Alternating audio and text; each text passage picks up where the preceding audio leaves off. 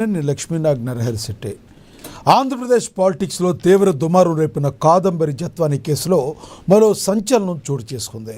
ఈ కేసుకు సంబంధించి సిఐడి దాఖలు చేసిన ఛార్జ్షీట్ రిటర్న్ కావడంతో మరో ఛార్జ్షీట్కు సమర్పించారు అధికారులు. ఈ ఛార్జ్షీట్లో షాకింగ్ నిజాలు వెలుగులోకి వచ్చాయి. నటి కాదంబరి జత్వానీనే విద్యాసాగర్ను బ్లాక్మెయిల్ చేసినట్లుగా నిర్ధారించింది ఈ సిఐడి. ఇందుకు సంబంధించిన ఆధారాలతో ఛార్జ్షీట్ దాఖలు చేసింది సిఐడి. విద్యాసాగర్ను బెదిరించి బ్లాక్మెయిల్ చేసి డబ్బులు వసూలు చేసినట్టుగా జత్వానీపై కేసు నమోదు చేశారు సిఐడి అధికారులు. వైసీపీ ప్రభుత్వ హయాంలో అప్పటి పోలీసు అధికారులు తనను నిర్బంధించి చిత్రహింసలు పెట్టారని కూటమి ప్రభుత్వం వచ్చాక ఫిర్యాదు చేసింది నటి జత్వానీ. ఆమె ఫిర్యాదు మేరకు కేసు నమోదు చేసి దర్యాప్తు చేపట్టింది సిఐడి. ఇక ఈ కేసుకు సంబంధించిన ఆరోపణలు ఎదుర్కొంటున్న పోలీసు అధికారులను సస్పెండ్ చేయగా ఇప్పుడు ఈ కేసులో సిఐడి దాఖలు చేసిన ఛార్జ్షీట్ రిటర్న్ కావడంతో కోర్టుకు మరో ఛార్జ్షీట్ సమర్పించారు అధికారులు. తనతో సన్నిహితంగా ఉన్నప్పుడు తీసిన ఫోటోలతో జత్వానీ బెదిరించిందని, పరువు కాపాడుకునేందుకు తరచూ డబ్బులు ఇచ్చానని ఫిర్యాదులో పేర్కొన్నారు విద్యాసాగర్. జత్వానీకి 1,32,00,000 విద్యాసాగర్ చెల్లించినట్లుగా గుర్తించింది సిఐడి. జత్వానీ ఆమె తల్లే ఉమ్మడి ఖాతాకు జాయింట్ అకౌంట్కు విద్యాసాగర్ క్యాష్ను ట్రాన్స్ఫర్ చేసినట్టుగా ఛార్జ్షీట్లో పేర్కొంది సిఐడి. విద్యాసాగర్ను బెదిరించి బ్లాక్మెయిల్ చేసి డబ్బులు వసూలు చేసినట్లుగా జత్వానీపై కేసు నమోదు చేశారు సిఐడి అధికారులు. దీనిపై వైసీపీ నాయకులు స్పందిస్తున్నారు. పేర్ని నాని చంద్రబాబును ఉద్దేశించి సంచలన వ్యాఖ్యలు చేశారు. అసలు ఈ కేసు ఇన్ని మలుపులు ఎందుకు తిరుగుతుంది? అసలు దోషి ఎవరు? ఇదే అంశం గురించి చర్చ కొనసాగిద్దాం. చర్చలో పాల్గొనేందుకు మనతో సిద్ధంగా ఉన్నారు, మనతో అందుబాటులో ఉన్నారు వైసీపీ అధికార ప్రతినిధి ఎల్ఎం మోహన్ రెడ్డి గారు మనతో అందుబాటులో ఉన్నారు. ఇక అదేవిధంగా మేడా విజయశేఖర్ రెడ్డి గారు టీడీపీ అధికార ప్రతినిధి కూడా మనతో అందుబాటులో ఉన్నారు. ఇక అదేవిధంగా లక్ష్మీకాంత్ జనసేన నేత మనతో అందుబాటులో ఉన్నారు జుమ్కాల్లో. ఇక రాజకీయ విశ్లేషకులు శ్రీనివాస్ ప్రసాద్ గారు కూడా మనతో జాయిన్ అయ్యారు. ముందుగా మనం టీడీపీ అధికార ప్రతినిధి మేడా విజయశేఖర్ రెడ్డి గారితో మాట్లాడదాం. విజయశేఖర్ రెడ్డి గారు నమస్తే సార్. నమస్కారం సార్. విజయశేఖర్ రెడ్డి గారు, ఏంటి ఈ జత్వానీ కేసులు ఇన్ని మలుపులు తిరిగింది? ఏంటి సిఐడి చెప్పిన దాని ప్రకారం మరి గతంలో వైసీపీ నన్ను ప్రభుత్వ హయాంలో నన్ను హింస పెట్టారని కుక్కల విద్యాసాగర్ ఎవరైతే ఉన్నారో అతని మీద అలిగేషన్స్ చేసింది. కానీ ఇప్పుడు ఈమె బెదిరించినట్లుగా సిఐడి అధికారులు తేల్చారు. దీని మీద పేర్ని నాని గారు కూడా కొంచెం హాట్ కామెంట్స్ చేశారు. పేర్ని నాని గారు మాట్లాడిన బయట ఒకటి ప్లే అవుద్ది, చూశాక మీరు మాట్లాడతారు. కానీ పేర్ని నాని గారు బయట ప్లే చేద్దాం. సినిమా యాక్టర్ జత్వానీ గారి కేసులో ఏం చేశారు పోలీసులు? సిఐడి ఛార్జ్షీట్ దాఖలు చేసింది. ఏమని చేసింది? జత్వానీయే నిందితురాలు, ఆవిడే బాగా ఎక్స్ప్లాయిట్ చేస్తుంది మగోళ్ళని అని చెప్పని చేస్తుందని చెప్తున్నారా? హనీ ట్రాప్ వేస్తుందని చెప్తున్నారా? ఇందులో నేను ఒకటే, మనం వేరే వేరేగా ఏం మాట్లాడుకోకర్లేదండి. పోలీసు వ్యవస్థకి ఇది ఒక హెచ్చరిక. ఆంధ్రప్రదేశ్ రాష్ట్రంలో ఉన్నటువంటి పోలీసు వ్యవస్థకి ఇది ఒక హెచ్చరిక. నారా చంద్రబాబు నాయుడు గారు పోలీసుల్ని అడ్డంగా వాడుకుని తప్పుడు పనులు చేయించి ఏ రకంగా వాళ్ళని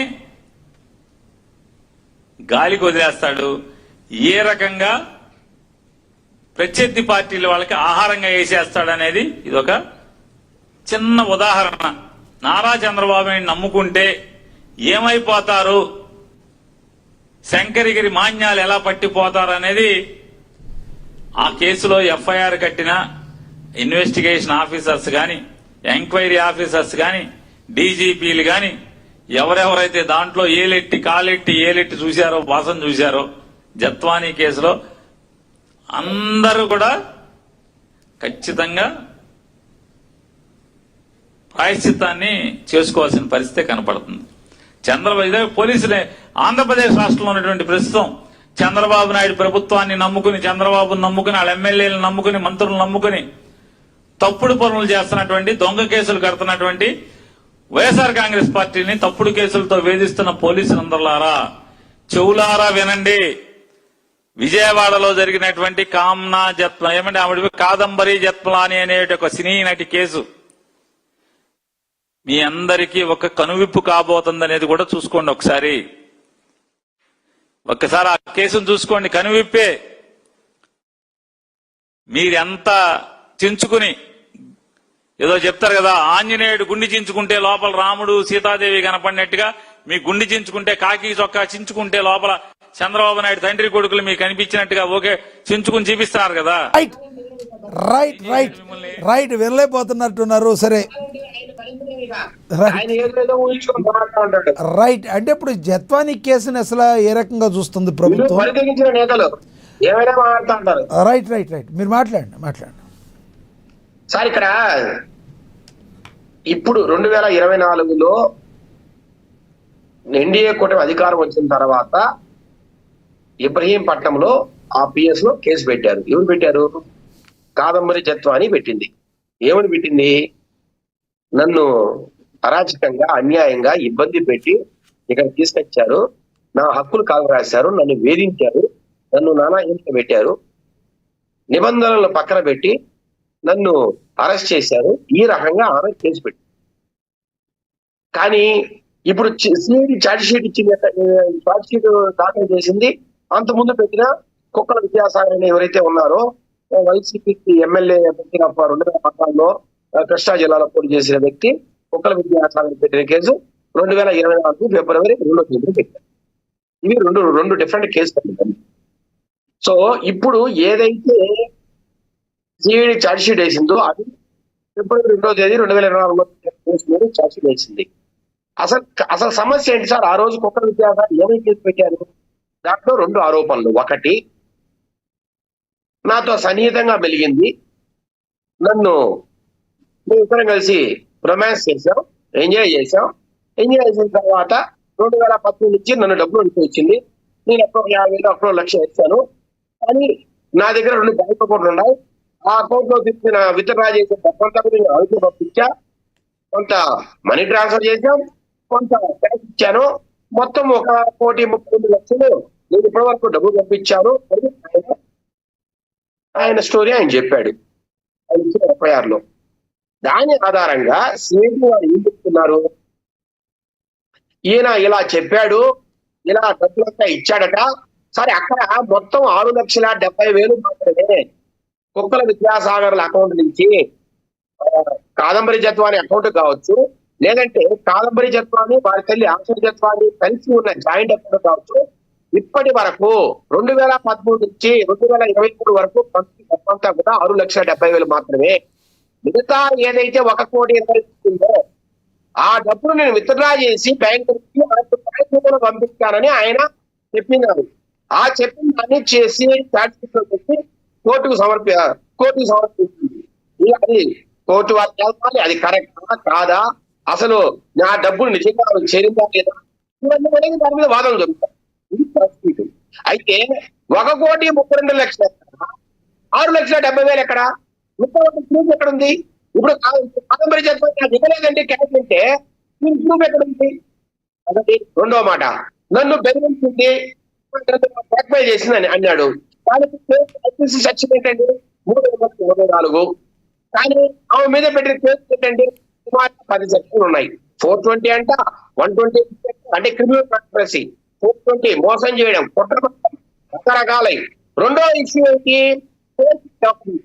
ఫోర్జరీ డాక్యుమెంట్ ను ఒక పేపర్ ని ఫోర్జరీ చేసి ఒక అగ్రిమెంట్ ఈయనకి ఎక్కడ సపేపేటలో భూమి ఉందంట. ఆ 5 కోట్ల భూమి ఆమె ఒక రిజిస్టర్ డాక్యుమెంట్ లో ఒక డౌట్ శేఖర్ రెడ్డి గారు ఒక డౌట్. ఇప్పుడు కేసు పెట్టింది జత్వాని గారు, ఆ తర్వాత దానికి ప్రతిగా మళ్ళీ నన్నే బ్లాక్మెయిల్ చేసిందంటూ కేసు పెట్టింది కుక్కల విద్యాసాగర్. దీనికి కాదండి, కాదు దయచేసి మీరు వినాలి. ఫస్ట్ కేసు పెట్టింది కుక్కల విద్యాసాగర్. కుక్కల విద్యాసాగర్ గవర్నమెంట్ లో ఫిబ్రవరి 2వ తేదీ 2024లో కేసు పెట్టాడు. ఫస్ట్ కేసు అది. దాని మీదే ఎంక్వైరీ జరుగుతుంది. అదే సార్, ఇప్పుడు దీనికి చంద్రబాబు గారికి సంబంధం ఏంటి? ఒక్క మాట లేదు మీరు చెప్పండి, వాయిస్ బ్రేక్ అవుతుంది మీది.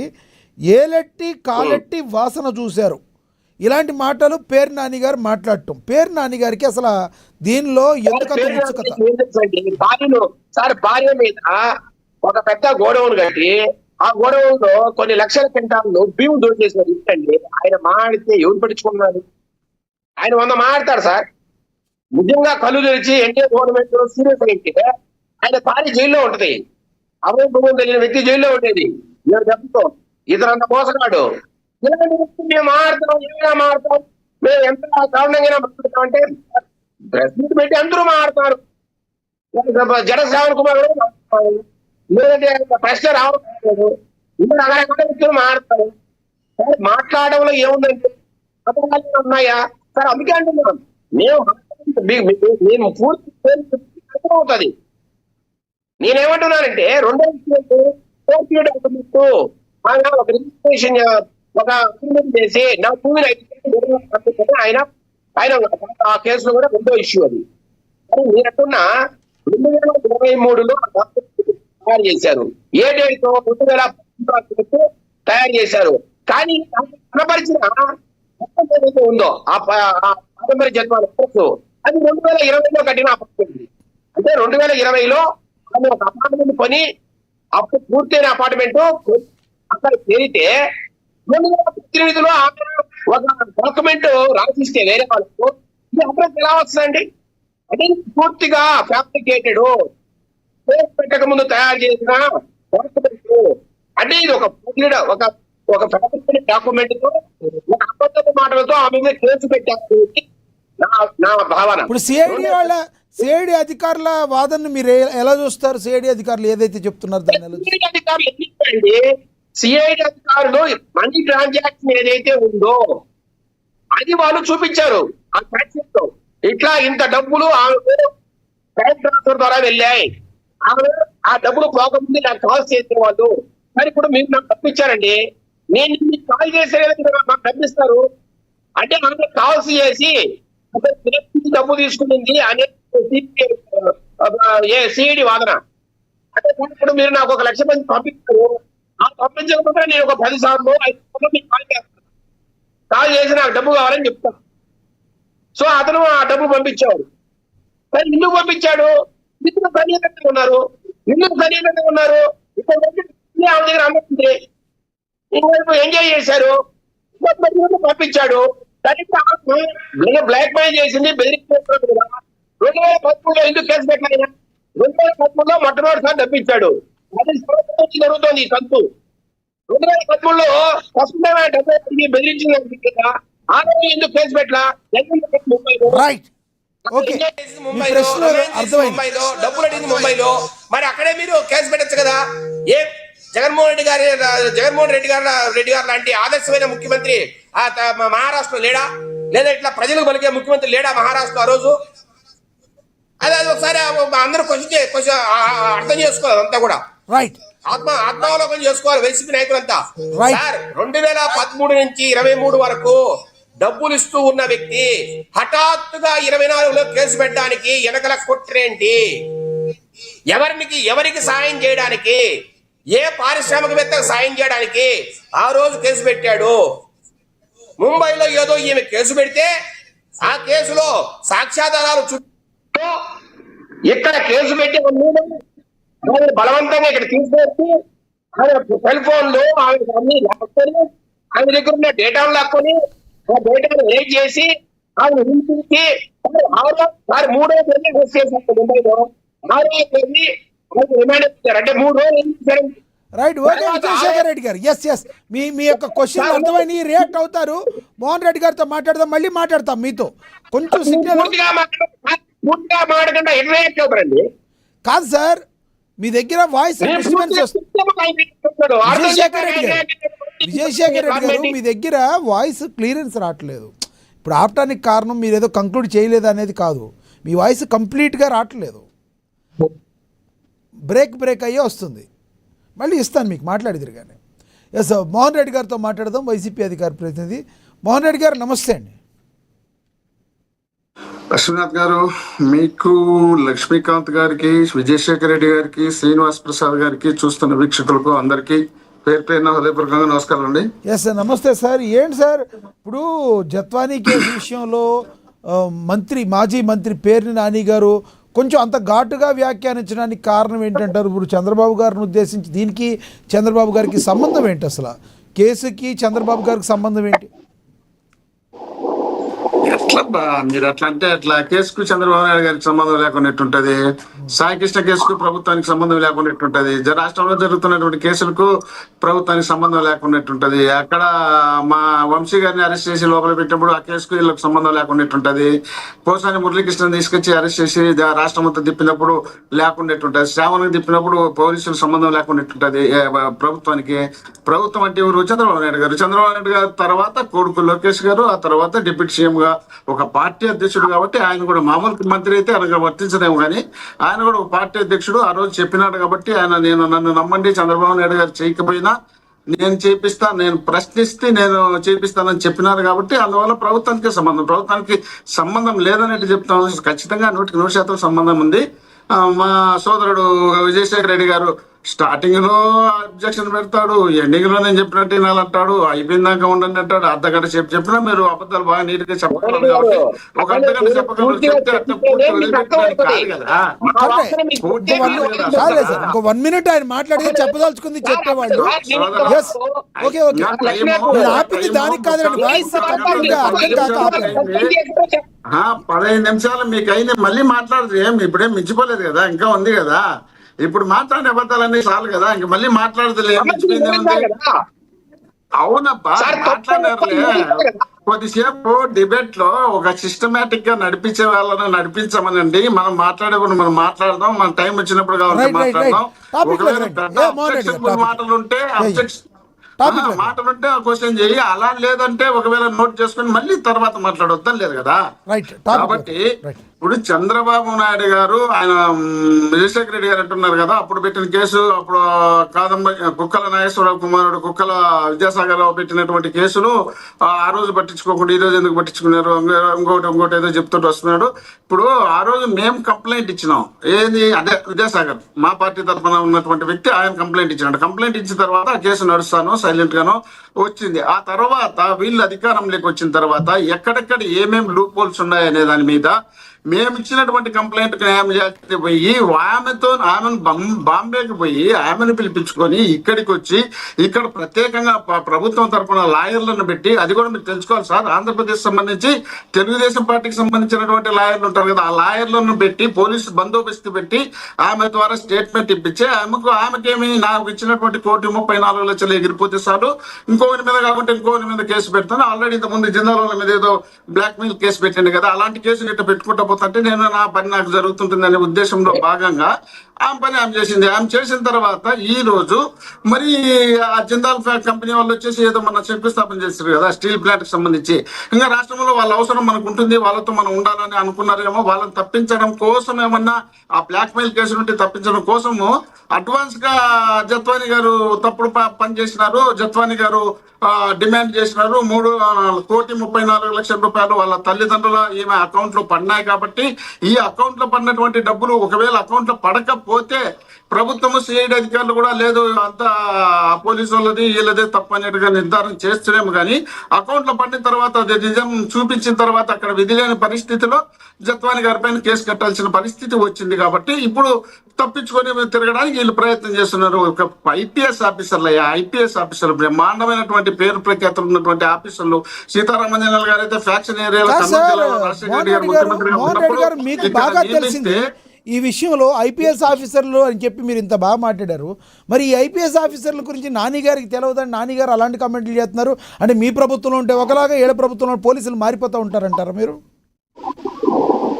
ఇప్పుడు ఒక్కొక్కరు ఒక్కొక్క టైప్ లో వాడుకుంటారు. మేము ప్రభుత్వంలో ఉన్నప్పుడు పోలీస్ అధికారులు చట్టపరంగా ఎక్కడ తప్పు చేసినా ఆ తప్పులు చేసిన నాయకులమైన మాత్రమే ఉపయోగించినారు, వాళ్ళు మాత్రమే బాధ్యులైనారు. వాళ్ళలాగా మేము ఆ సంబంధం లేని కేసులను ఇరికించండి, వాళ్ళని ఇరికించి రాష్ట్రం అంతా తిప్పండి, ఒక కేసునే 104 కేసులు పెట్టండి, 104 కేసుల్లో బెయిల్ వస్తూ పోతుంటే బాగుండదు, ఉపా చట్టం పెట్టండి, ఇంకో హత్య పెట్టండి, లేదా రేపు కేసు పెట్టండి, లేదా మర్డర్ కేసు పెట్టండి. మీ ఎదురుగానే మహిళలను బట్టలు చించి రోడ్డు మీద వివస్థను చేసి చంపే ప్రయత్నం చేసిన ఆ కేసు మాత్రం పెట్టాకండి.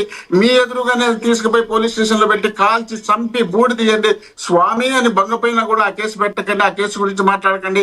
మనకు కావాల్సిన కేసులు, మనము చెప్పినట్టు కేసులు మనం పెట్టాలనే ఆలోచనలో వీళ్ళు ఉన్నారు కాబట్టే పేర్ని నాని గారు మీరు మీ ఇష్టం వచ్చినట్టు చేయొద్దయా. చంద్రబాబు నాయుడు గారికి ఐపీఎస్ అధికారులు డాక్టర్ సుధాకర్ విషయంలో నడి రోడ్డు మీద సంఖ్యలు వేసి వెనక్కి కట్టారని ఆరోపిస్తున్నారు. మరి అదే ఐపీఎస్ అధికారులు మీ ప్రభుత్వంలో జరిగిన దాన్ని పోలీసు కరెక్టే చేశారంటారు మీరు? మిస్టర్ లక్ష్మీకాంత్ గారు కదా, లక్ష్మీనాథ్ గారు, కాంత్ గారు పక్కన లక్ష్మీనాథ్ గారు, చెప్పండి సార్. ఒక్కసారి మీరు చెప్పినారు సార్, నేను చెప్పేది వినాలి కదా, మీరు క్వశ్చన్ వేసినారు ఆన్సర్ వినాలి కదా. మీరే చెప్పండి. ఇప్పుడు నేనేం అనలేదు సార్. మీరు ఇప్పుడు doctor Sudhakar, okay doctor Sudhakar పదే ఏమో పెద్దగా చేసినట్టు మీ ఇష్టం వచ్చినట్టు వర్ణించుకొని ప్రభుత్వాన్ని దాదాపు డ్యామేజ్ చేసే పరిస్థితిని డాక్టర్ సుధాకర్ కానీ, లేక మన కర్నూలు జిల్లా ఎవరు గిరిజన మహిళ ఆ అమ్మాయికి సంబంధించి కానీ మీ ఇష్టం వచ్చినట్టు వాడుకున్నారు. ఇప్పుడు నేనేమంటున్నానంటే డాక్టర్ సుధాకర్ అనే క్యాండిడేట్ అక్కడ మాస్కులు లేవన్నమాట వాస్తవం. అన్న తర్వాత దానికి సంబంధించిన అధికారులు అతని పైన సీరియస్ గా ఏదో మందలిస్తే ఆ మందలించిన తర్వాత అతను తాగి వచ్చి నడి బజార్లో ప్రధానమంత్రి నరేంద్ర మోడీ గారితో పాటు జగన్మోహన్ రెడ్డి గారిని విచ్చలవిడిగా తిట్టుతున్నప్పుడు అక్కడ ఉన్నటువంటి అధికారులు చూస్తే ఇది ప్రభుత్వంలో ఉన్నటువంటి అధికారులుగా ఉన్నటువంటి మనం ప్రభుత్వ అధినేతలను ఈ విధంగా తిడితే మనకు చెడ్డ పేరు, ప్రభుత్వానికి ప్రజలకు ఇది బ్యాడ్ మెసేజ్ పంపించిన వాళ్ళ మొత్తం ఇతన్ని తీసుకుపోయి ఇంట్లో పెట్టండి అనే విధంగా పోతే అతని ఇష్టం వచ్చినట్టు వాళ్ళ మీదికి తిరగబడి తిట్టను పోతే వాళ్ళు చేతులు పట్టుకుంటే డబ్బు తిరిగితే చేతులు పట్టుకుపోయి ఇంట్లో పెట్టారు. ఆ తర్వాత తెలుగుదేశం వాళ్ళు ప్లాన్ వేసి పంపించినారు, అది మా మీద దొప్పినారు. మీరు వాళ్ళు ఇష్టం వచ్చినట్టు వాడుకున్నారు సార్. మీరైతే ఒకటి చెప్పారు సార్, పాపం పోలీసులు ఒక టైటిల్ పెట్టాల్సి వస్తుంది. ఎందుకంటే మీ వాడకం ఒకలాగా ఉంటుంది, వీళ్ళ వాడకం ఒకలాగా ఉంటుంది. మీ దాన్ని బట్టి మీరు ఒక రకంగా వాడారు. ఏదైనా పాపం పోలీసుల్ని వాడుకోవడం అన్ని ప్రభుత్వాలు కామన్ అయిపోయింది అంటారు మీరు. అయ్యా మా వాడకం చెప్పినాం. అచ్చెన్నాయుడు డ్రగ్స్ దాంట్లో అంటే మెడికల్ దాంట్లో అవినీతి చేసి ఆయన తీసుకొచ్చి అరెస్ట్ చేసింది వాస్తవమే. మన అయ్యన్న పాత్రుడు గారు మున్సిపాలిటీ స్థలం కబ్జా చేస్తే ఆయన తీసుకొచ్చింది వాస్తవమే. ఇక్కడ మన దులిపాల నరేంద్ర గారు ఆ మిల్క్ డైరీకి సంబంధించి మోసం చేస్తే ఆయన తీసుకొచ్చింది నిజమే. మేము ఆ విధంగా చేసినాం తప్ప మీ అవసరాల కోసం మీరు ఎవరిని డ్యామేజ్ చేసే అవకాశం ఉంటుంది అనే దాన్ని పట్టుకొని దాని మీద మీరు ప్లాన్ వేసి మీరు పోలీసులను వాడుకున్నారు. మేము చేసిన వాడుకోవడము కేవలం ప్రజలకు కాన్సన్ట్రేట్ చేసిన మీరు మిమ్మల్ని క్వశ్చన్లు వేస్తున్నాను కదా సార్, ప్రజల మనసుల్లో అడుగుతున్నాను. ఇంత పెద్దవాళ్ళ మీద కాన్సన్ట్రేట్ చేసిన మీరు ఒక పెద్ద పలుకుబడి ఉన్న వ్యక్తుల్ని, అమ్మల్ని, అక్కల్ని, చెల్లెల్ని తిడుతుంటే వీళ్ళ మీద ఎందుకు యాక్షన్ తీసుకోలేదు సార్? శ్రీరెడ్డి మీద, బోరగడ్డ అనిల్ మీద మీ ప్రభుత్వంలో ఎందుకు తీసుకోలేదు యాక్షన్? ఆ పేరు చెప్పండి. మీరెందుకు సస్పెన్షన్ లో మీరు మాట్లాడే పేరు చెప్పండి. అదే సార్, శ్రీరెడ్డి, బోరగడ్డ అనిల్ వీళ్ళ మీద ఎలాంటి యాక్షన్ తీసుకోలేదు మీరు? లక్ష్మీనాథ్ గారు మీరు అసలు వాళ్ళకన్నా మీరు దగ్గర క్వశ్చన్ లేదంటారు. అసలు శ్రీరెడ్డి ఎవరయ్యా? మాకు సంబంధమా? ఏం మాట్లాడుతున్నారు సార్? నేను వైసీపీ అనలేదు సార్. మీరు గుమ్మడికాయలు దొంగ ఎవరంటే భుజాలు తరుముకుంటున్నారు మీరు. నేను వైసీపీ అనలేదు. బోరగడ్డ అనిల్ అనగానే మీకు వైసీపీ గుర్తుకొస్తుంది. నేను వైసీపీ అనలా. శ్రీరెడ్డి లాంటి మీద, బోరగడ్డ మీద, అనిల్ మీద కేసులు నమోదైతే అచ్చెన్నాయుడు మీద పెట్టిన దృష్టి మీరు ఇలాంటి వాళ్ళ మీద పెట్టి ఎందుకు మరి పవన్ కళ్యాణ్ని తిట్టినప్పుడు, చంద్రబాబు నాయుడు గారిని తిట్టినప్పుడు వాళ్ళిద్దరిని మీరు ఎందుకు అరెస్ట్ చేయలేదన్నా? అంతేగాని వాళ్ళిద్దరూ మీ వైసీపీ వాళ్ళని నేను అడిగానా? మీరెందుకు కంగారు పడుతున్నారు? అరే ఉండండి కొంచెం, ఎందుకు మీరు ఆవేశపడతారు? కేసు కట్టారు, మీరు నన్ను తిట్టారు కాబట్టి నేను ఆవేశపడబోతే నన్ను తిట్టేది మీరే. ఇతర రాష్ట్రాల్లో, ఇతర ప్రాంతాల్లో ఉన్నటువంటి వ్యక్తులను కేసులు కట్టినప్పుడు ఇమ్మీడియట్లీ తీసుకొచ్చి కేసులంతా కాకుండా అరెస్ట్ అవకాశం వచ్చినప్పుడు చేస్తారు, చేస్తే పెడితే కేసులు పెడితే చేస్తారు. దాన్ని వదిలిపెట్టేసి మీ ఇష్టం వచ్చినట్టు మీరే నిర్ణయించుకుని వాళ్ళు ఏదో పెద్ద కేసుల్లో పెద్ద మాటలు మాట్లాడినట్టు వాళ్ళంతా నాలుగింతలు మాట్లాడినటువంటి వ్యక్తులు మన దగ్గర ఉన్నారు. మనం వీళ్ళని మర్చిపోయి వాళ్ళని మాత్రమే తీసుకొచ్చాం చూడు. అందుకు మిమ్మల్ని మాట అడుగుతున్నా. అది ఇక్కడ రాష్ట్రంలో ఏమేమి మాట్లాడినారు, ఎవరెవరు మాట్లాడారు, మీకు అన్ని నా దగ్గర వీడియోలు మీకు కొన్ని పంపించిన, మీకు గుర్తుందో లేదు, ఒకసారి కావాలంటే ఎప్పుడన్నా ఫ్రీగా తిరిగేసుకొని వాటిని కూడా క్వశ్చన్ చేయండి. వీళ్ళకి అవసరం వచ్చినట్టు వాళ్ళకి కావాల్సినవి అన్ని తీసుకొచ్చి మా మీద ప్రయోగాలు చేయడం కాదు. ఇప్పుడు ఇతర పార్టీలకు సంబంధించినటువంటి వ్యక్తులు వాళ్ళు, ఇతర ప్రాంతాలకు సంబంధించినటువంటి వ్యక్తులు వాళ్ళు, మా పార్టీకి మా ప్రాంతానికి సంబంధం లేనటువంటి వ్యక్తులు వాళ్ళు ఏదేదో మాట్లాడితే దాన్ని తీసుకొచ్చి మా కంటగట్టి మమ్మల్ని దాంట్లో ఇరికేయాలని చూసి ఎట్లవుతుంది? కాదు కదా. కాబట్టి వీళ్ళు ఇష్టం వచ్చినట్టు వీళ్ళు చేసుకోవడానికి పోలీసులను వాడుకుంటారు తప్ప మేము పోలీసులు వాడుకున్న సందర్భం లేదు. కాబట్టి దీనిపై నేను చెప్తున్నా. అదేవిధంగా అనేక ప్రాంతాల్లో డైరెక్ట్ గా మర్డర్ జరిగితే కేసు కట్టరు పక్క. అదే ఆయన అనేది ఎందుకంటే మా పేరు శ్రీరామచంద్రుడికి ఎగ్గితే చెస్ట్ పీల్చే చించితే శ్రీతమ్మ తల్లి శ్రీరామచంద్రుడు కనపడతాడు ఆంజనేయ స్వామికి.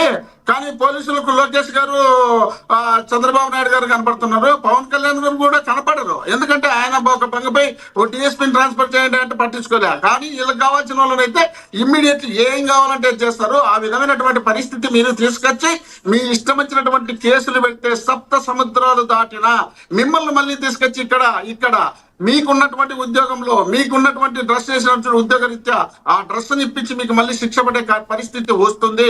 మీరు కేవలం చంద్రబాబు నాయుడు గారిని నమ్ముకుంటే ఈ రాష్ట్రంలో కానీ ఉమ్మడి రాష్ట్రంలో కానీ చంద్రబాబు నాయుడు గారు ముఖ్యమంత్రిగా ఉన్నప్పుడు ఏలేరు భూ కుంభకోణంలో సాక్షాత్ ఒక జడ్జిని అందులో తప్పుడు కేసుల్లో ఇరికించి సస్పెండ్ చేయించినటువంటి సందర్భం ఉంది. ఎవరినైనా వాడుకోవడానికి చంద్రబాబు నాయుడు గారికి అవసరం వచ్చినప్పుడు ఎట్లయినా ఎవరినైనా ఏ విధంగా వాడుకుంటే చంద్రబాబు నాయుడు గారిని మీరు నమ్మి మీ ఇష్టం వచ్చినట్టు పోతూ మీరు ఐఏఎస్ ఐపీఎస్ డిఎస్పీ గ్రూప్ అనే ఆఫీసర్లు రకరకాల ఆఫీసర్లు వచ్చింటారు. మీరు మీ వృత్తిని న్యాయం చేయండి. ఇదేం శాశ్వత ప్రభుత్వం అనుకున్నారా? 3 పార్టీలతో బలవంతంగా రకరకాలుగా చేసి అధికారంలోకి వచ్చినటువంటి పార్టీకి మీరు ఈ విధంగా ఇంత పెద్ద కొమ్ము కాస్తే తర్వాత జరిగే పరిణామాలు ఏ విధంగా ఉంటాయో దాన్ని గుర్తు పెట్టుకోండి అని చెప్పడమే తప్ప ఆయనకు వేరే ఉద్దేశంతో మాట్లాడలేదు. ఆయన ఏమన్నాడు? ఆయన మీ వల్గర్ భాష మాట్లాడలేదు కదా. ఏదైనా మంచిగా మాట్లాడి వాళ్ళకు సుడి కనిపించే దాన్ని తీసుకొచ్చి ఏదో తప్పు చేసిన వాళ్ళ మాత్రం చిత్రీకరించి మాట్లాడతారు. నేను నమ్మటి రాంబాబు గారు హోమ్ మినిస్టర్ అనిత గారిని, ఆ హోమ్ మినిస్టర్ గారు ఫెయిల్ అయినారు లా అండ్ ఆర్డర్ లో, ఆమె రాజీనామా చేయాలంటే ఆయన దిష్టిబొమ్మలు కాల్చారు. ఏంటిది?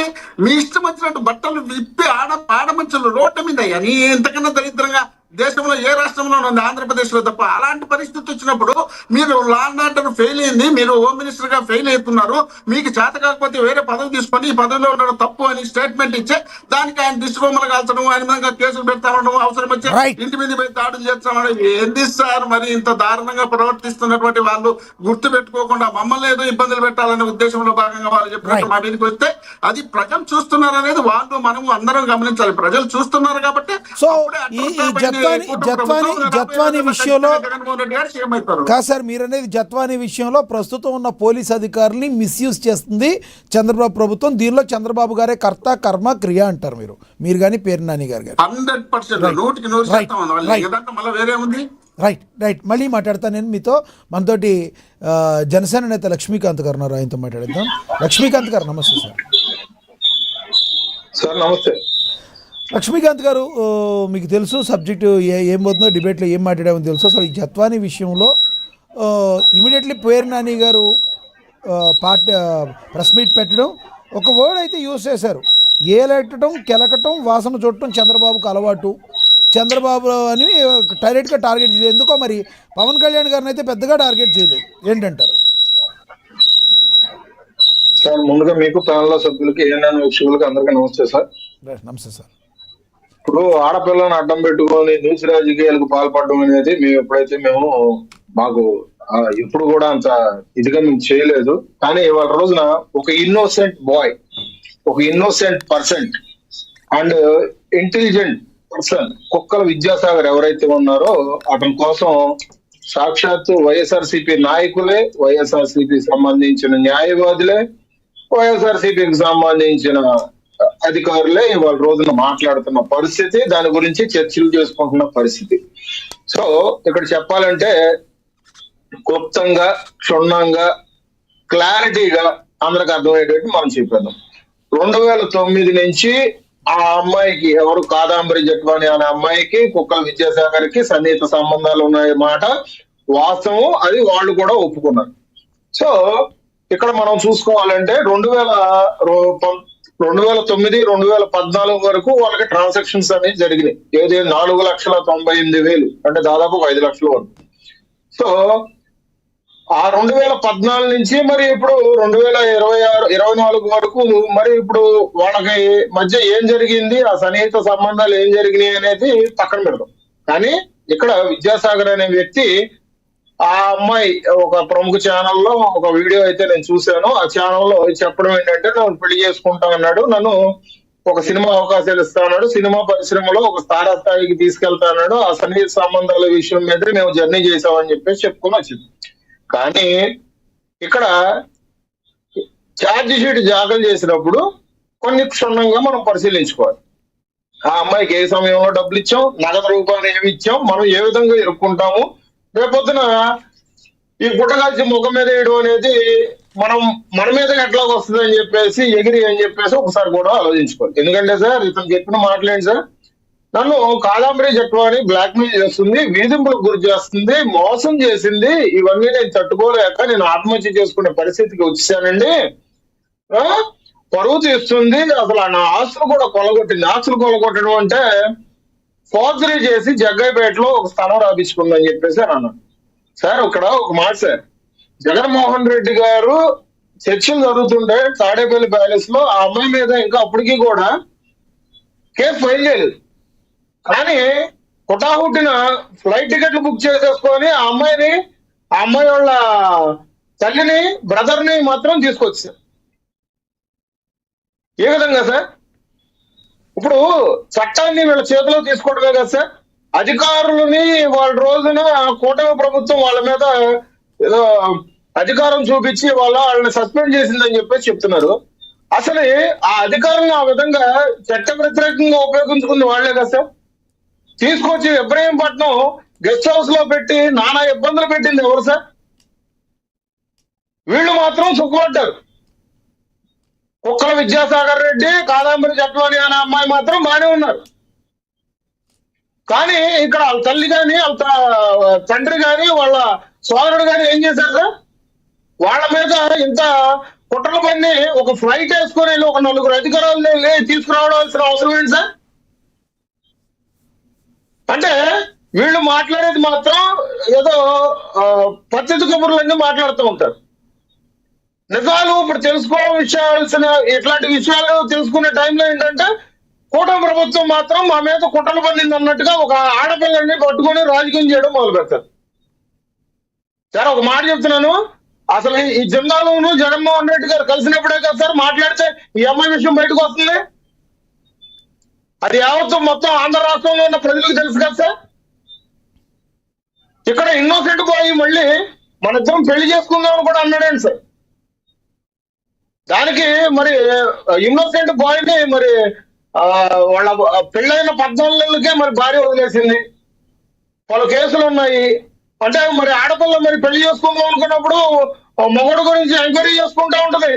ఆ ఎంక్వైరీ చేసుకున్న తరుణంలో అతని మీద కేసులు ఉన్నాయి, అతని భార్య అతను వదిలేసిందని తెలిసి ఆ పెళ్లికి అంగీకరించలేదు జట్వాని. మరి ఈ ఇన్నోసెంట్ బాయ్ మరి వాళ్ళ రోజున ఆత్మహత్య చేసుకునేటట్టుగా భయపడుతున్నాడంటే, మరి దీన్ని రాజకీయం చేస్తుందంటే దీని వెనకాల ఎవరున్నట్టు? దీన్ని రాజకీయంగా ఎవరు చేస్తున్నట్టు? సరే మాట మాట్లాడుతున్నాను, మీ కోడికత్తి సీను గుర్తున్నాడు సార్?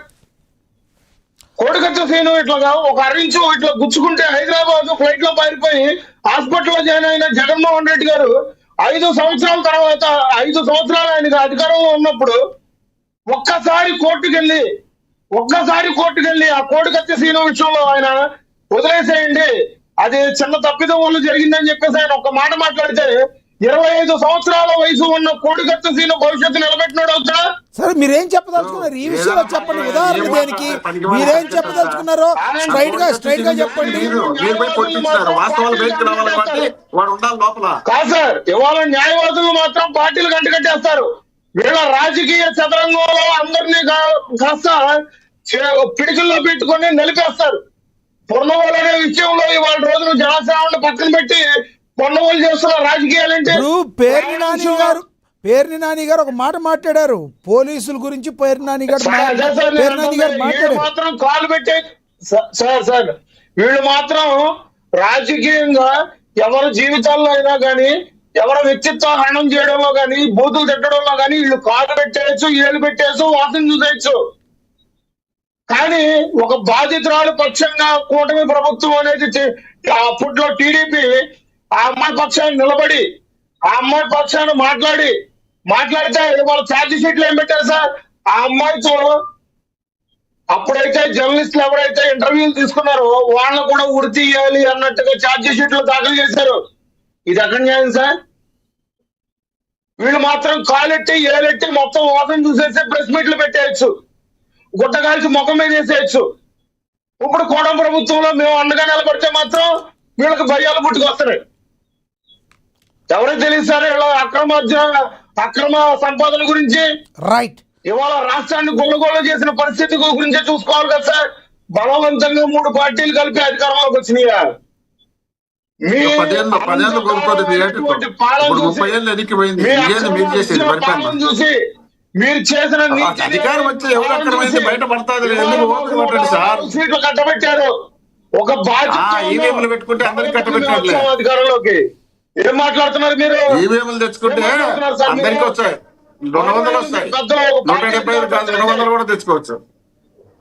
అదే చెప్తున్నాం కదా, అటువంటి నీచ రాజకీయాలు చేయాలంటే మేము 100 చేస్తాం. మేము బాధ్యతతో స్వచ్ఛమైన పాలున్నట్టుంటారు మీ పాలన. సిగ్గుపోతుంది రాష్ట్రంలో జనాలు చూస్తే ముసలమ్మ నుండి పిల్లల వరకు అంతా అసహించుకుంటున్నారు. మీకు అద్దెలేక మాట్లాడుతున్నారు. మీరు ఇక్కడ ఉంటే తెలుసు, మీరు ఇక్కడ లేరు కదా, హైదరాబాద్ ముచ్చుంటారు కాబట్టి మీకు ఇక్కడ ఏమీ తెలియదు. వచ్చి జనం లేకపోతే జనం గురించి తెలుసుకుంటే తెలుస్తుందిరా. అర్థమైపోయింది సార్, క్షుణ్ణంగా అర్థమైపోయింది. రేపొద్దున మీకు ఆ 11 కూడా ఉండవు. ఇటువంటి మీరు 10 పార్టీలు కలిసినా ఈసారి ప్రతిపక్షం కూడా రాదు. మీకు 10 పార్టీలు కలిసినా ప్రతిపక్షం కూడా రాదు. అది తెలుసుకోవాలా. మీరేదో మేము పెద్ద గణకారం చేసినాం అనుకుంటున్నారు. జనంలోకి రండి తెలుస్తుంది. జనంలోకి రండి సార్, జనంలోకి రండి. జనంలోకి రాలేకుండా పక్కన పోతారు. ఏదో ముస్లిం దగ్గర పేరు ఉందా టీ తాగి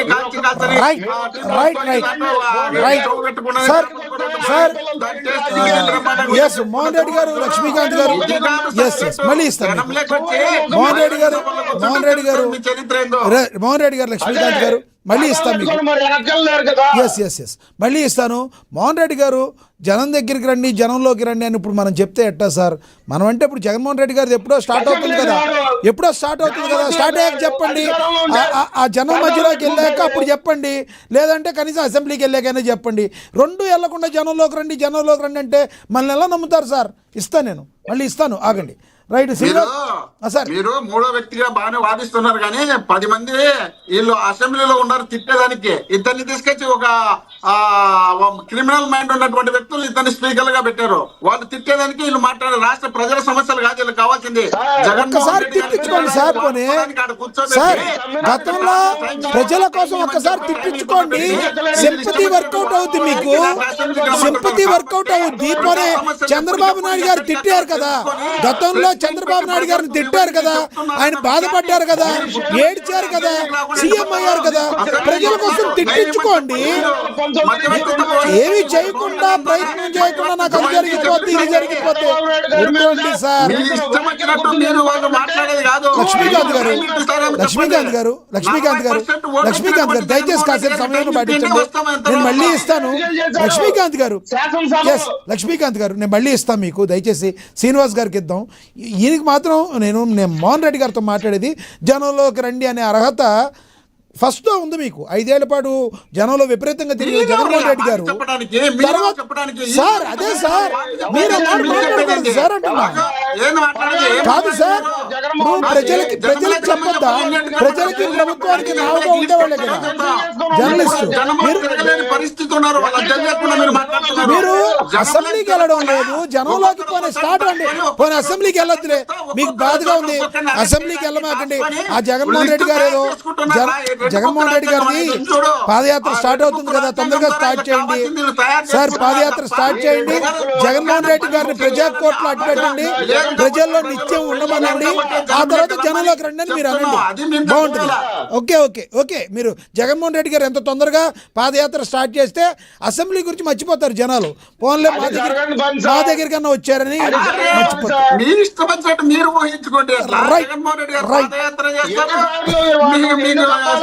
రైట్ శ్రీనివాస్ గారు ఇస్తాను. లక్ష్మీకాంత్ గారు ఆగండి, ఇస్తాను. శ్రీనివాస్ గారు నమస్తే సార్. సార్ శ్రీనివాస్ గారు, జత్వానీ కేసు విషయంలో జత్వానీదే తప్పున్నది అన్నట్టుగా, ఆమె బెదిరించింది అన్నట్టుగా సిఐడి అధికారులు తేల్చారు. మరి దీన్ని ఎలా చేస్తారు? ఇప్పుడైతే పేరు నాని గారు కావచ్చు, మరి కొంతమంది వైసీపీ నేతలు కావచ్చు, కేవలం ఇది చంద్రబాబు నాయుడు పోలీసులను వాడుకునే కుట్రల్లో భాగంగా చూసారా ప్రజలారా అని చెప్తున్నారు. దీన్ని మీరు ఏకీభవిస్తారా? ముందుగా ప్యానెల్లో ఉన్న తోటి సభ్యులందరికీ నమస్కారం అండి. నమస్తే సార్. ఇప్పుడు ఈ రాజకీయ వాళ్ళ వ్యాఖ్యలు వాటి జోలికి నేను పాల్గొనండి. ఇక్కడ కాదంబరి జత్వానీ కేసులో ప్రధానంగా మనకు 2 కోణాలు. ఇప్పుడు దీనిలో ఎక్కడ మనకి క్లీన్ చిట్ ఇచ్చారు అనేది కూడా కరెక్ట్ కాదని నా అభిప్రాయం. ఎందుకంటే ఒక కోణంలో ఆమె నిందితురాలు, చుక్కల విద్యాసాగర్ అనే వ్యక్తిని బ్లాక్ మెయిల్ చేసింది అనే దేనిలో నిందితురాలు. అదే రెండో కోణంలో ఆమె బాధితురాలు. ఇప్పుడు ఈ నిందితురాలు కోణంకి సంబంధించి మనం పోలీసులు ఛార్జ్ షీట్ దాఖలు చేశారు, సిఐడి దాఖలు చేసింది. ఛార్జ్ షీట్ దాఖలు చేసిన దానిలో కూడా దాదాపు ఫస్ట్ లో ఒక 10 సెక్షన్ల దాకా పెట్టారు. చివరికి అన్ని సెక్షన్లు తీసేసి ఒకే ఒక సెక్షన్ ని ఉంచారు. దానికి మిగిలిన తర్వాత 4 నిందితులు, ఆమె తల్లి, తండ్రి, సోదరుడు, వాళ్ళందరినీ కూడా తొలగించేందుకు అనుమతి ఇవ్వాలని కూడా కోర్టులో పిటిషన్ దాఖలు చేశారు. ఇది ఒక యాంగిల్. ఛార్జ్ షీట్ దాఖలు చేయటం, ఒక కేసు ఫైల్ అయిన తర్వాత అది మ్యాండేటరీ కాబట్టి అది దాఖలు చేశారు. అంత మాత్రం చేత అదేమి నేర నిర్ధారణ జరిగినట్టు కూడా కాదు. దానికి న్యాయస్థానం తుది తీర్పు వెలువరించే వరకు కూడా అది విచారణ దీనిలాగానే ఉంటుంది. అయితే రెండో కోణంలో వీళ్ళు చెప్పేది, అప్పుడు పోలీస్ అధికారులు చాలా అత్యుత్సాహం ప్రదర్శించి నిబంధనలకు విరుద్ధంగా వ్యవహరించారు, ప్రొసీజర్స్ ఏమి ఫాలో అవ్వలేదని చెప్పేసి వాళ్ళని మీద ఒక అభియోగం దాఖలైంది, సిఐడి చేసింది. ఇప్పుడు వాళ్ళు కొంతమంది అరెస్ట్ అయ్యారు, రకరకాల స్టేజీల్లో ఉంది వాళ్ళ మీద చర్యలు కూడా. కానీ ఇదే ఇక్కడ గమనించాల్సింది ఏంటంటే, మనం ఇప్పుడు సిఐడి ఛార్జ్ షీట్ ని మీరు ప్రాతిపదికగా తీసుకొని ఇట్లా ఇచ్చిందని వీళ్ళు చెబుతున్నారు కదా. అయితే నిర్దోషిగా వచ్చింది, జత్వానీని అంతా చేసింది అని చెబుతున్నారు. ఓకే, అది నిజం అనుకుంటే మరి ఇదే సిఐడి గతంలో ఇప్పుడు ఇంతకు ముందు అరెస్ట్ అయిన పోలీస్ అధికారులు బెయిల్ పిటిషన్ దాఖలు చేసిన టైంలో కూడా కొన్ని వ్యాఖ్యలు చేసింది. వీళ్ళు నిబంధనలకు విరుద్ధంగా వ్యవహరించారు అంటానికి కూడా ఆధారాలు ఉన్నాయి, అందుకని వీళ్ళు బెయిల్ కి అర్హులు గారు అని చెప్పి ఇది సిఐడి మరి చేసింది. అంటే సిఐడి వాదనని మరి అప్పుడు కూడా అంగీకరించాలి కదా ఇది. అప్పుడు మరి వాళ్ళు పోలీసులు వాళ్ళంతటా వాళ్ళుగానే చేశారా, లేకపోతే ఇప్పుడు ఆరోపిస్తున్నారు ప్రభుత్వం, చంద్రబాబు నాయుడు గారు ఏదో సరే ఆ ఆరోపణలు అది వాళ్ళ సహజం ప్రతిపక్షాలు చేయటం. మరి అప్పుడు కూడా ఈ పోలీసులు మరి వాళ్ళంతటా వాళ్ళుగా అది చేశారా, నిబంధనలకు విరుద్ధంగా వ్యవహరించారా, లేక ఎవరి ప్రోద్బలమైనా ఉందా వాళ్ళకి, అప్పటి ప్రభుత్వ ప్రోద్బలమైనా ఉందా? ఇక్కడ నేరాలు జరగటం, శాంతి భద్రతలు 2 వేరువేరుగా చూడాలండి. నేరం అనేది ఎప్పుడు కూడా ముందస్తు సమాచారం ఉండదు. నేరం శాంతి భద్రతలకు సంబంధించి ముందస్తు సమాచారం ఉంటుంది. శాంతి భద్రతలో వైఫల్యం జరిగితే మనం ప్రభుత్వాన్ని తప్పుపట్టొచ్చు, ఏదైనా చేయొచ్చు. కానీ నేరం జరిగిన దాన్ని మనం ప్రభుత్వానికి అంటగట్టకూడదు ఎప్పుడు. అయితే ఆ నేరస్తుల్ని కాపాడటానికే, వాళ్ళని కొమ్ము గాయటానికో, లేకపోతే ఆ నేరానికి కారణమైన వాళ్ళని పైన చట్టపరంగా చర్యలు తీసుకోవడంలో ఉదాసీనత కనబరచడం, అలాంటివి ఏదైనా జరిగితే అప్పుడు మనం ప్రభుత్వాన్ని విమర్శించవచ్చు. ఇక్కడ చట్టం తన పని తాను చేసుకుపోతా ఉంది. ఇదే సిఐడి మరి ఒక కేసులో ఛార్జ్ షీట్ దాఖలు చేసిన సిఐడినే అదే కేసులో వీళ్ళు నిబంధనలకు విరుద్ధంగా వ్యవహరించారని కూడా మరి కోర్టులోనే చెప్పింది వాళ్ళ బెయిల్ పిటిషన్ సందర్భంగా. మరి దాని అది అప్పుడు మరి వాళ్ళు అప్పుడు వ్యవహరించడానికి కారణం ఏంటి, ఎవరి ప్రోద్బలంతో చేశారు? మరి వాళ్ళందరూ కూడా ఐపీఎస్, మంచి ట్రాక్ రికార్డు ఉన్న అధికారులే. మరి వాళ్ళకి ఆ మాత్రం తెలియదు. ఎఫ్ఐఆర్ కూడా దాఖలు కాకముందే వీళ్ళు వెళ్ళి బొంబాయి వెళ్ళి ఫ్లైట్ లో వెళ్ళి వాళ్ళని అరెస్ట్ చేసి తీసుకురావటం, ఒక 40 రోజుల పాటు వాళ్ళ నిర్బంధంలో ఉంచటం, ఇవన్నీ కూడా నిబంధనలకు విరుద్ధమని వాళ్ళకి తెలుసు కదా. మరి అది ఏదైనా రాజకీయమైన ఒత్తిడి ఏమైనా పనిచేసినాయా అప్పుడు? దాన్ని కూడా అప్పుడు మరి ఇప్పుడు వీళ్ళు చంద్రబాబు నాయుడు గారు ఆడించినట్టు ఆడుతున్నారు ముఖ్యమంత్రి గారు అన్నట్టు, అప్పుడు కూడా మరి ముఖ్యమంత్రి గారి ప్రమేయం ఏమైనా ఉన్నదా? వీటికి కూడా మరి సమాధానం చెప్పాలి. ఎందుకంటే ఒకే సేమ్ సిఐడినే 2 కేసుల్లో కూడా ఇది చేస్తుంది. ఒక కేసులో సిఐడి మంచిగా చేసి ఇంకో కేసులో మంచిగా చేయలేదని వాదిస్తే ఎలా? ఎందుకంటే బాధితురాలుగా ఉన్న కేసులో ఛార్జ్ షీట్ మాత్రం దాఖలు చేసింది. ఆ ఛార్జ్ షీట్ మీద విచారణ జరిగిన తర్వాత కోర్టు తుది తీర్పు వెలువరిస్తుంది, అది వేరే విషయం. కానీ ఈ నిందితురాలుగా ఉన్న కేసులో వీళ్ళు పోలీస్ అధికారులు దీన్ని మరిపించడానికి దీనికి డైవర్ట్ అవుతుంది. దానికి ఏ విధంగా సమాధానం చెబుతారు? ఆ పోలీస్ అధికారులు అప్పటి ప్రభుత్వ ప్రమేయంతో ఏ విధంగా వ్యవహరించారా, లేకపోతే వాళ్ళ సొంత నిర్ణయమా, లేకపోతే అది కూడా తప్పుడు కేసా వాళ్ళు పెట్టింది సిఐడిది? తప్పుడు కేసు అయితే మరి సిఐడి ఇప్పుడు చెప్పే ఆరోపణలు కూడా మనం సిఐడిది మనం నిజమని నమ్మటానికి ప్రాతిపదికగా తీసుకోకూడదు కదా. ఈ విధంగా మనం 2 రకాల వాదనలు మనం వినిపిస్తా ఉన్నాం. కాబట్టి ఈ కేసులో ప్రభుత్వ ప్రమేయం ఉందని నేనైతే అనుకోవట్లేదండి. సిఐడి వాళ్ళ అందుబాటులో ఉన్న ఆధారాలను బట్టి చక్కగానే దర్యాప్తు చేస్తా ఉంది. చూద్దాం ఇది కోర్టులో ఛార్జ్ షీట్ ఎంతవరకు నిలబడుతుంది ఏంటనేది కూడా రానున్న కాలంలో తెలుస్తుంది. రైట్. విజయశేఖర్ రెడ్డి గారు కంక్లూడ్ చేయండి. విజయశేఖర్ రెడ్డి గారు వినపడుతుందా? వినపడుతుంది, కంక్లూడ్ చేయండి. సార్ ఇప్పుడు మన శ్రీనివాస్ ప్రసాద్ గారు చెప్పినట్టు ఈ రెండు డిఫరెంట్ ఇష్యూస్ అండి ఇవి. ఇప్పుడు ఆమె తప్పు చేసిందా లేదా అనేది ఒక ఇష్యూ, కానీ ఆమెను అరెస్ట్ చేసినప్పుడు పోలీస్ అధికారులు కానీ లేదంటే ప్రభుత్వం కానీ ప్రవర్తించే తీరు ఏంటి అనేది ఒక ఇష్యూ. పోలీస్ అధికారులని ఎవరైతే విశాఖగుండి ముంబై వెళ్ళాడు, ఎప్పుడు వెళ్ళాలి? ఫిబ్రవరి 2వ తేదీ 6 గంటలకు 6:30 పెట్టారు. 2-3 రోజులు ప్రాథమిక విచారణ, ఆమె నిజంగా తప్పు చేసిన విచారించుకోవాలా. అన్ని ప్రాథమిక విచారణ అయిపోయిన తర్వాత మాత్రమే ఆమెకు 41A నోటీస్ జారీ చేయాలి. మీరు ఏదైతే సెక్షన్ పెట్టారో అవన్నీ కూడా ఒక నోటీస్ ఇచ్చి విచారించాల్సిన కేసులు కూడా. అయితే 41A నోటీస్ ఇచ్చారా? ఆమెను పిలిపించారా? ఆమె కేసు సరిగా సహకరించకపోతే అరెస్ట్ చేయాలి. అట్లా కాకుండా ఫిబ్రవరి 2వ తేదీ కొత్త కేసు పెట్టి ఫిబ్రవరి 1వ తేదీన మీరు ఎలా టికెట్ బుక్ చేశారు? ఇంకెలా తెలుసు? కుక్క వ్యక్తి 2వ తేదీ కేసు రేపు పొద్దున కేసు మీరు బుక్ చేసుకోవాలి. అదొకటి సార్. రెండోది sir, Tirupati international popular dance లో లెజిస్లేటివ్ కాంట్రాక్ట్ లో అరెస్ట్ తీసుకురావడానికి అధికారులు ఉన్నారు. మామూలుగా మీరు అంటే కొన్ని సంవత్సరాలుగా చూస్తున్నాం. ఎక్కడైనా ఒక ఐపీఎస్ ఆఫీసర్ ఒక నార్మల్ మెడికల్ స్టూడెంట్ అప్పుడు కూడా ఆమె చదువుతుంటుంది, ఆమె తీసుకురావడానికి ఒక ఏంటి అంటే వేల కోట్లకు సంబంధించిన కేసుల్లో డాక్టర్ కావచ్చు సిఐలు ఎస్ఐలు వెళ్తున్నారు. ఐపీఎస్ ఆఫీసర్ డాక్టర్ అలాంటిది ఈమె కోసం ఒక వెళ్ళినాడు. అక్కడ బెదిరించడము, ఇబ్బంది పెట్టడం, వాళ్ళ అకౌంట్ సీజ్ చేయడం, బ్యాంక్ అకౌంట్ సీజ్ చేయడం, అట్లాగే వాళ్ళ దగ్గర ఎలక్ట్రానిక్ డివైసెస్ తప్పుకోవడం. సెల్ ఫోన్ తీసుకోవడం తప్పులేదు. సెల్ ఫోన్ లో ఏదైనా ఇబ్బంది ఉంటే సెల్ ఫోన్ తీసుకుంటారు. వాళ్ళ దగ్గర ఉన్న డేటా వాళ్ళకి సంబంధించిన డేటా ఏదైతే ఉందో ఆ డేటా సంబంధించిన అన్ని ఎలక్ట్రానిక్ డివైసెస్ తప్పుకుంటారు. రైట్. చివరిగా చెప్పండి సార్, చివరికి ఏమంటారు? మొత్తం నేను అంటున్నా, ఇవన్నీ తీసుకొచ్చి ఆ డేటాని ఏం చేసి ఆమె క్లియర్ గా చెప్పింది, నా మీద శారీరకంగా ఇబ్బంది పెట్టారు, నా మీద చెట్టు వేశారు, నన్ను ఇబ్బంది పెట్టారు, ఎస్ఐలో పెట్టి నన్ను నానా హింసించారు. అసలు ఆమెకి బెయిల్ పెట్టి టైం ఇవ్వలేదండి.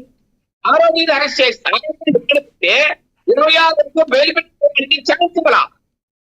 ఇంత దారుణంగా ప్రవర్తించిన సార్ జీవో కూడా సస్పెండ్ చేసింది.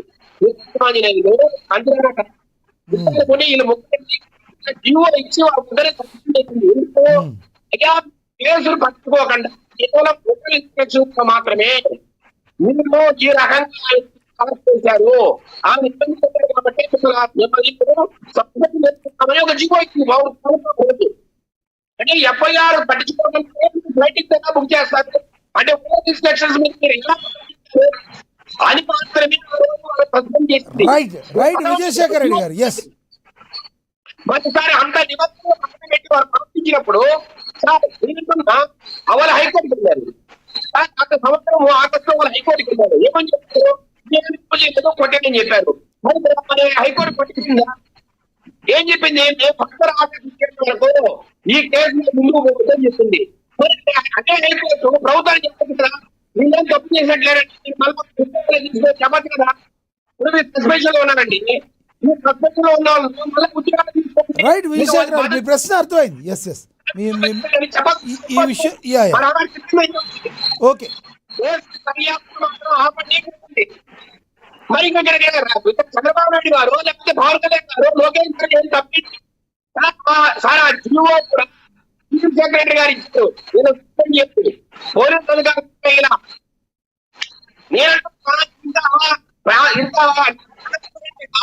పారదర్శకంగా ఒక జియో ఇచ్చి వారి మీద పారదర్శకంగా కేసులు పెట్టుకుంటే మరి మీరు విచారణ ఎందుకు వేరు ఎందుకు ఎదుర్కోవచ్చు? రైట్ విజయశేఖర్ రెడ్డి గారు, ఎస్ ఎస్ మీ ప్రశ్నలు అర్థమైంది, సమాధానం అర్థమైంది. ఎస్ ఎస్ ఎస్ విచారణ రైట్ రైట్ మోహన్ రెడ్డి గారు కంక్లూడ్ చేయండి.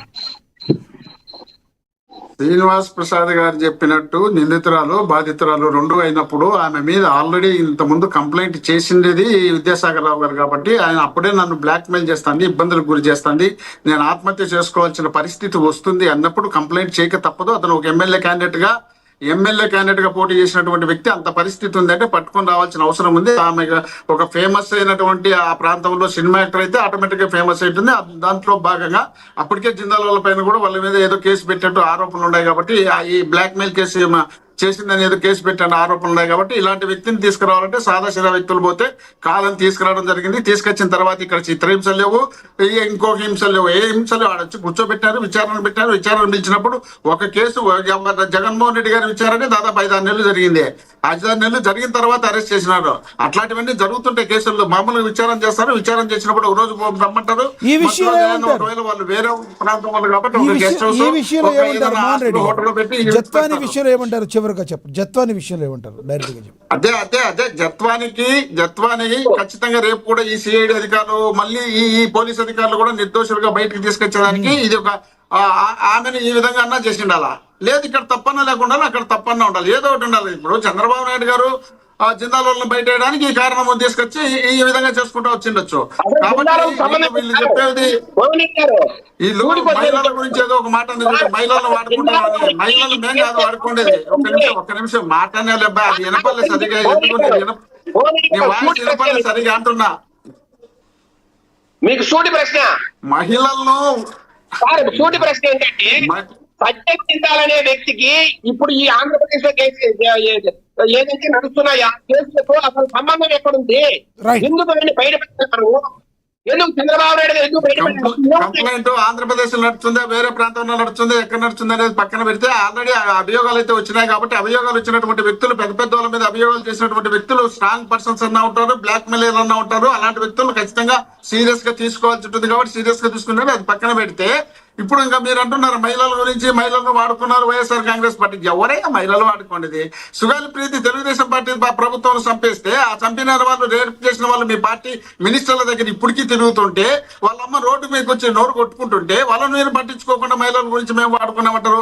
30,000 మంది మహిళలను వాలంటీర్లు వచ్చి పంపించినారని ఇక్కడ ఉన్నటువంటి మహిళలను అక్కడ సంబంధం లేని మహిళల్లో ఇద్దరిని వాడుకున్నటువంటి వ్యక్తులు మీరు. జగన్మోహన్ రెడ్డి గారు కుటుంబ వ్యవహారాలు తల్లి చెల్లి అని దాన్ని తీసుకొచ్చి బయట పెట్టిన వాళ్ళు మీరు. మీ ఇష్టం వచ్చినటువంటి మహిళలను వాడుకున్నారు. అక్కడ చిత్తూరు జిల్లాలో శ్రీకాళహస్తిలో ఒక అమ్మాయికి సంబంధించినటువంటి జరిగినటువంటి ఇన్సిడెంట్, అక్కడ చనిపోయినటువంటి ఇన్సిడెంట్ అది చూసినారు. రైల్వే కూడా మళ్ళీ డిస్టర్బ్ చేస్తాను. నువ్వు మాట్లాడారు మాట్లాడితే మళ్ళీ ఇప్పుడు వచ్చేట్లా శ్రీకాళహస్తిలో స్వయంగా ఒక ఎమ్మెల్యే రేప్ చేస్తాడు. మోహన్ రెడ్డి గారు జిత్వాని గురించి మాట్లాడండి. మోహన్ రెడ్డి గారు తెలుగుదేశం జనసేనకు సంబంధించిన ఇది మహిళలందరూ ఒకటే కదండి. మోహన్ రెడ్డి గారు ఆ తర్వాత మీకు సంబంధించి రాయల్ కిరణ్ అనే వ్యక్తిని ఇక్కడ రేప్ చేసి అనేక రకాల సమస్యలు సృష్టించే రాయల్ కిరణ్ అనే వ్యక్తి ఆ అమ్మాయిని గుజరాత్ లోనూ మహారాష్ట్రలోనూ కేసులు పెట్టించారు. అక్కడ మీ ముఖ్యమంత్రులు డిప్యూటీ ముఖ్యమంత్రులు రికమెండేషన్ చేసి ఆ అమ్మాయిని అక్కడ అరెస్ట్ చేయించి ఆ అమ్మాయిని భయపడించి బ్లాక్ మెయిల్ చేసి ఇక్కడ కాంప్రమైజ్ చేస్తారు. మీరు కూడా మహిళల గురించి, మహిళల యొక్క మానవత్వాల గురించి మాట్లాడితే రోడ్డు మీద మహిళలను బట్టలిప్పి కొట్టించిన చరిత్ర ఆంధ్రప్రదేశ్ లో మీ కూటమి ప్రభుత్వంలోనే, మీ చేతగాని పాలనలోనే ఇది జరుగుతుంది. లేదా మీరు ఉద్దేశపూర్వకంగా మీరు చేస్తున్నారు. బోరు రిపేర్ చేసుకుంటామని అంటే 10,000 లంచాలని, లంచం ఇకపోతే బట్టలు ఇప్పినటువంటి చరిత్ర భారతదేశంలో ఏ రాష్ట్రంలో లేదు. రైట్ మోహన్ రెడ్డి గారు, దళిత మహిళలు 14-15 రోజులు 15 మంది కలిసి రేప్ చేసి మోహన్ రెడ్డి గారు మీరు అడిగిన దానిలో వాస్తవం ఉంది, వాస్తవం ఉందనుకుందాం, వాస్తవం ఉంటే మోహన్ రెడ్డి గారు ఈ కూటమి ప్రభుత్వ హయాంలో ఏదైతే మొన్న ఇప్పుడు ప్రస్తుత ప్రభుత్వ హయాంలో మోహన్ రెడ్డి గారు ఏదైతే మొన్న జరిగిన ఇష్యూ ఏదైతే ఉందో అది 100% అందరూ కూడా ఖండించాల్సిన విషయం. దాని మీద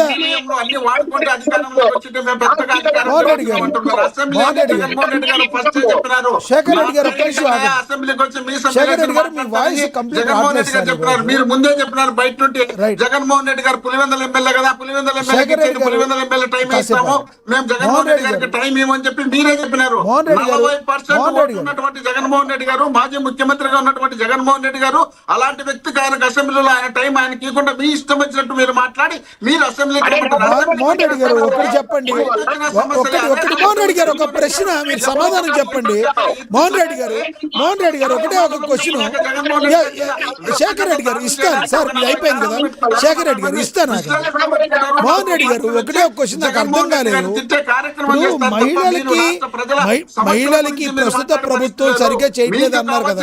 సమస్యలు మీకు కావాల్సినటువంటి ఆదాయాలు మీరు మోహన్ రెడ్డి గారు అక్కడ మాట్లాడితే కేసులు పెడతారు. మీరు అమరావతి రాష్ట్రం మొత్తం తీసుకుపోయి ఆడబెట్టి మీరు బాగుపడాలనే ఉద్దేశంలో మీరు ప్రయత్నం చేస్తారు. దానికోసం జత్వాని విషయంలో ఎవరిది తప్పైతే చట్టం తన పని దాన్ని చేసుకుపోతుంది. ఇది ఎవరు కూడా యాక్సెప్ట్ చేసేది లేదు. 100% ఏ మహిళకి అన్యాయం జరిగేది లేదు. మీరు ఇందాక ఒక మాట మాట్లాడారు, సుగారి ప్రీతి విషయంలో న్యాయం జరగకుండా కూటమి ప్రభుత్వం వాడుకుంది అని చెప్పి మీరు మాట్లాడారు. మరి మీ ప్రభుత్వ హయాంలో షర్మిల గారికి న్యాయం చేశారా, సునీత గారికి న్యాయం చేశారా? మీరు వాళ్ళే మహిళలు, వీళ్ళు మీ తోడపుట్టిన మహిళలు కాదా? మీరు ఉండండి సార్, మీరు క్వశ్చన్ వేసినా నాకు అర్థమైంది కదా. మా ప్రభుత్వ హయాంలో మేమే సిబిఐకి ఇస్తే మీరు దాన్ని సరిగ్గా సాక్ష్యాధారాలు అందించకపోతే జగన్మోహన్ రెడ్డి గారు వచ్చిన తర్వాత నేను ముఖ్యమంత్రి కదా నేనే చేస్తాననే ఉద్దేశంలో భాగంగా అనుకుంటే ఆయన మళ్ళీ సిబిఐకి కావాలంటే సరే సిబిఐకి ఇమ్మని ఇచ్చిన తర్వాత సిబిఐ కేసు నడిచింది. మన రిపోర్ట్ ఆల్రెడీ ఇచ్చింది. వాళ్ళు ఇచ్చిన తర్వాత తెలుస్తుంది. వాళ్ళు చెప్పినారు కదా అందులో జగన్మోహన్ రెడ్డి గారు కానీ, భారతి గారు కానీ, అవినాష్ రెడ్డి గారు కానీ చెప్పినారు కదా, మీ ఇష్టం వచ్చినట్టు మీకు కావాల్సినట్టు మీరు జీవితాంతం ఎలక్షన్ ప్రతి సునీత గారు షర్మిల గారు ఇలా మాట్లాడుతున్నారు. సునీత గారు షర్మిల గారు ఎందుకు మాట్లాడుతున్నారు బయటకు వచ్చి? మా జగనన్న న్యాయం చేయటం లేదు, మా జగనన్న సరిగ్గా చేయటం లేదు, న్యాయం చేయట్లేదు, ఇద్దరు చెల్లెళ్ళు ఎందుకు మాట్లాడుతున్నారు? కావాలంటే ముఖ్యమంత్రి కావాలి, ఎంపీ కావాలంటే పార్టీలు పెట్టుకున్న తర్వాత ఎట్లవుతుంది? ఎవరెవరు పార్టీ వాళ్ళది సుగాలి ప్రీతి గారి మీద ఉన్న కన్సర్న్ లేకుండా పోయింది కదా మోహన్ రెడ్డి గారు. లక్ష్మీనాథ్ గారు, చంద్రబాబు నాయుడు తమ్ముడు రామ్మూర్తి నాయుడు గారు ఆయన మీద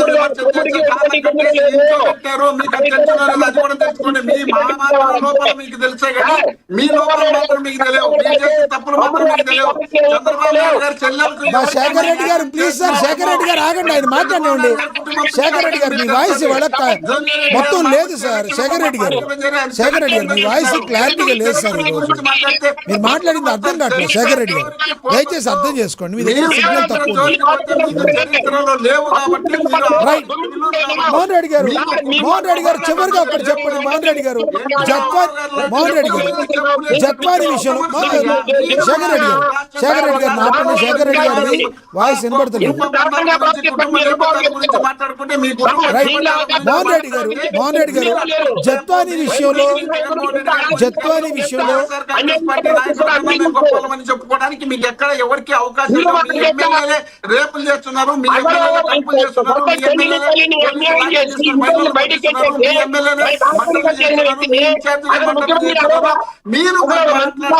మీరు మాట్లాడారు కోల్పోయినారు కాబట్టి. శేఖర్ రెడ్డి గారు, మోహన్ రెడ్డి గారు అభిప్రాయం అర్థమైంది. ఇద్దరు అభిప్రాయం అర్థమైంది. లక్ష్మీకాంత్ గారు కంక్లూడ్ చేయండి సార్ ప్లీజ్. లక్ష్మీకాంత్ గారు కంక్లూడ్ చేయండి ప్లీజ్. లక్ష్మీకాంత్ గారు పాస్ అయ్యారు. శ్రీనివాస్ గారు మీరు కంక్లూడ్ చేయండి సార్ ప్లీజ్.